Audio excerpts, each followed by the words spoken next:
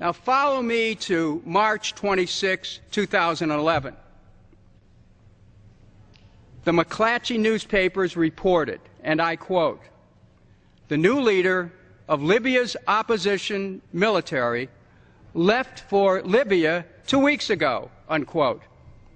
Apparently, around the same time, the President signed the covert operations order, and I'm making that observation. The new leader spent the past 2 decades of his life in Libya? No. In suburban Virginia, where he had no visible means of support. His name, Colonel Khalifa Hiftar. Now, one wonders when he planned his trip and who is his travel agency. Congress needs to determine whether the United States, through previous covert support of the armed insurrection driven by the American-created National Front, potentially helped create the humanitarian crisis that was used to justify military intervention. We need to ask the question.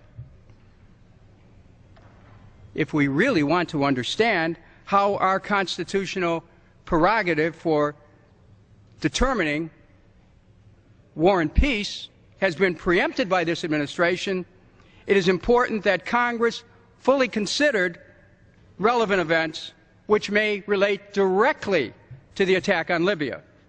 Consider this, Mr. Speaker. On November 2nd, 2011, France and Great Britain signed a mutual defense treaty, which included joint participation in Southern Mistral, a series of war games outlined in the bilateral agreement and surprisingly documented on a joint military website established by France and Great Britain. Southern Mistral involved a long-range conventional air attack called Southern Storm against a dictatorship in a fictitious southern country called Southland in response to a pretend attack. The joint military airstrike was authorized by a pretend United Nations Security Council resolution.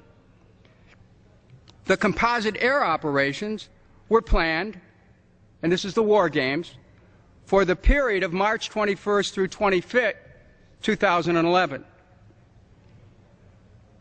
On March 20th, 2011, the United States joined France and Great Britain in an air attack against Libya, pursuant to UN Security Council Resolution 1973. So the questions arise, Mr. Speaker, have the scheduled war games simply been postponed, or are they actually underway after months and months of planning under the name of Operation Odyssey Dawn? Were opposition forces in Libya informed by the U.S., the U.K., or France about the existence of these war games, which may have encouraged them to actions leading to greater repression and a humanitarian crisis? In short, was this war against Gaddafi's Libya planned, or was it a spontaneous response to the great suffering which Gaddafi was putting upon his opposition? Congress hasn't even considered this possibility.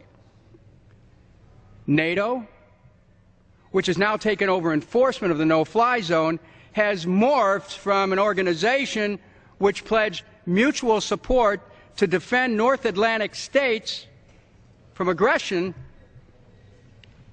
They've moved from that to military operations reaching from Libya to the Chinese border in Afghanistan.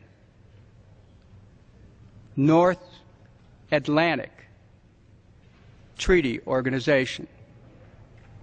We need to know, and we need to ask, what role French Air Force General Abriel and current Supreme Allied Commander of NATO for Transformation may have played in the development of Operation Southern Storm and in discussions with the U.S. in the expansion of the UN mandate into a NATO operation? What has been the role of the U.S. African Command and Central Command in discussions leading up to this conflict? What did the administration know, and when did they know it? The United Nations Security Council process is at risk when its members are not fully informed of all the facts when they authorize a military operation.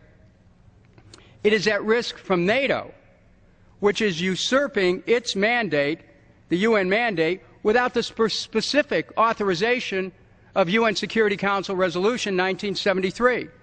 Now, the United States pays 25% of the military expense of NATO, and NATO may be participating in the expansion in exceeding the UN mandate.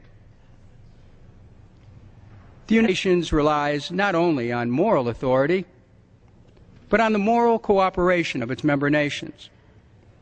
If America exceeds its legal authority and determines to redefine international law, we journey away from an international moral order and into the amorality of power politics, where the rule of force trumps the rule of law.